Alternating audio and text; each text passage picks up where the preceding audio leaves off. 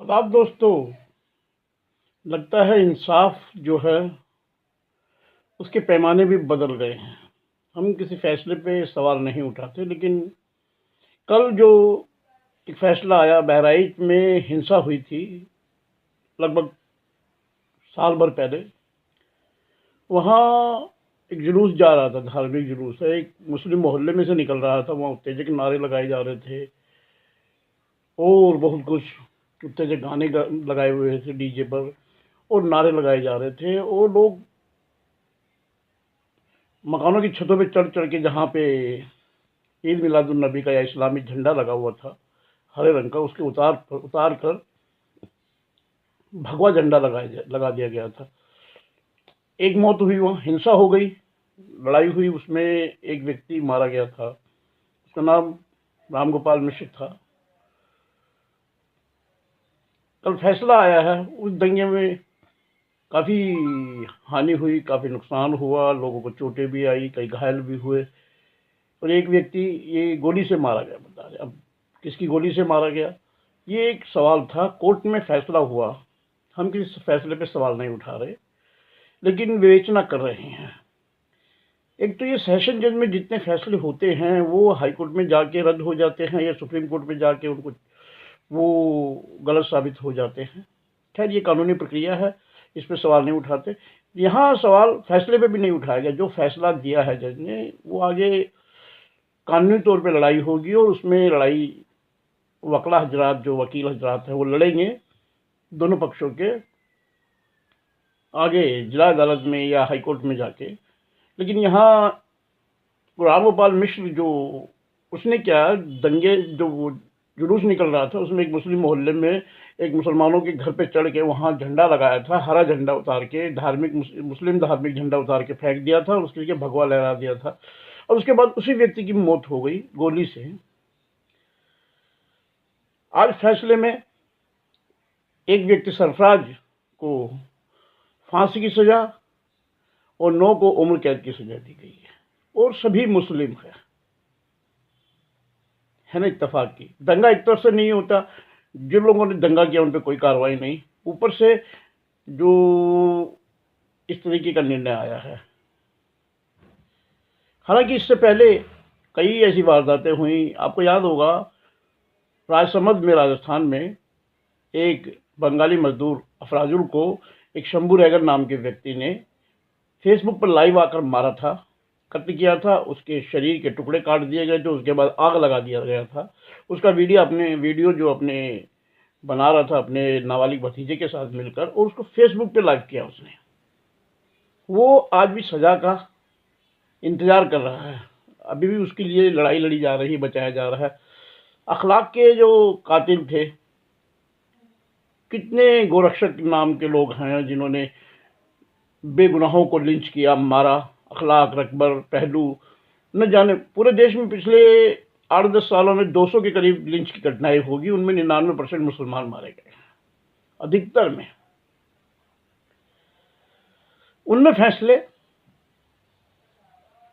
क्या हुए, अखलाक के जो कातिल थे उनको तो रिहा कर दिया गया, स्वागत किया गया उनका। लिंचर्स का स्वागत किया जाता है, हत्यारों का स्वागत किया जाता है। आपको पता होगा, बिल्किस बानो के कातिलों का भारतीय जनता पार्टी और आरएसएस के दफ्तरों में स्वागत किया गया, विश्व हिंदू परिषद के दफ्तरों में स्वागत किया गया था। और रांची में, झारखंड में, लिंचर्स को केंद्र का मंत्री हार पहनाने जाता है। हम यहाँ जो सरफराज को सजा हुई है उसके ऊपर उंगली नहीं उठा रहे, वो तो कानून में जो आगे हमें पता है, क्योंकि अगर नाइंसाफी हुई है तो वो बरी होगा। हत्या अगर उसने की है तो फांसी की सजा है, कोर्ट ने दी है, उस सजा पर ऊपर निर्णय लिया। लेकिन बिल्किस बानो के परिवार के लोगों को, जिन्होंने मारा, उसके 8 माह के बच्चे को पटक पटक के मार दिया था, उन कातिलों को आज तक सजा क्यों नहीं दी गई है? वो आज भी जेल में बंद है। हालांकि इससे पहले ये सरकार, गुजरात सरकार ने उन्हें छोड़ने की कोशिश की थी, और यहाँ तक कि गुजरात के वहाँ के गोधरा के विधायक ने तो ये कहा था कि वो संस्कारी ब्राह्मण थे, हत्यारों और बलात्कारियों को संस्कारी ब्राह्मण कहा गया था, और उनका स्वागत विश्व हिंदू परिषद के दफ्तरों में किया गया था। है ना दुर्भाग्यपूर्ण घटनाएं। लेकिन ये हो रहा है हिंदुस्तान में, मोदी के राज में, अमित शाह के राज में। कब तक चलेगा ये देखने वाली बात है। यहाँ ये भी है कि मुसलमानों के मामलों में भारतीय जनता पार्टी मुखर होकर बोलती है, लेकिन सेकुलर दल, तथाकथित सेकुलर दल, वो चाहे कांग्रेस हो, चाहे समाजवादी पार्टी हो, चाहे राजद हो, चाहे कम्युनिस्ट हो, कम्युनिस्टों का तो खैर खेल खत्म हो गया, वो कोई भी हो, मुसलमानों के मामलों में चुप रहती है।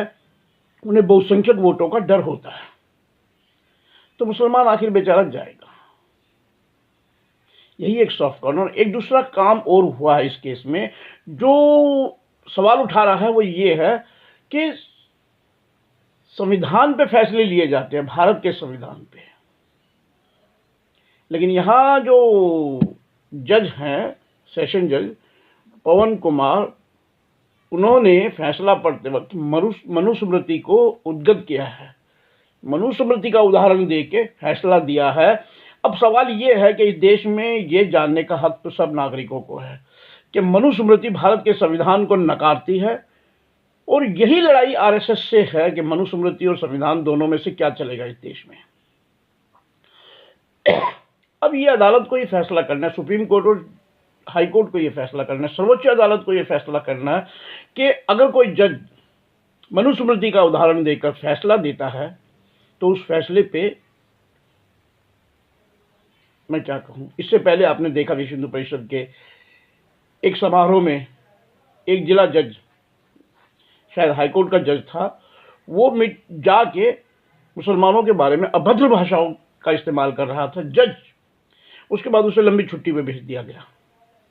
यह भी दुर्भाग्यपूर्ण है कि ऐसे कार्य करने के बाद भी पद पे रखना मजबूरी हो गया है, क्योंकि कॉलेजियम सिस्टम है। हालांकि कॉलेजियम सिस्टम बहुत अच्छा सिस्टम है, लेकिन जब वहां भी लैप्स होता है तो सवाल उठता है।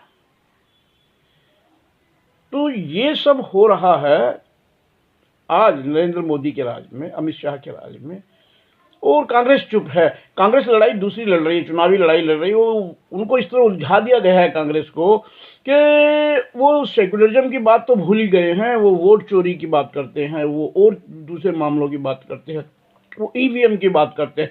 कहीं मुसलमानों पर हो रहा जुल्म, दलितों पर हो रहा जुल्म, उसकी आवाज कोई सेकुलर दल भी नहीं उठा पाता।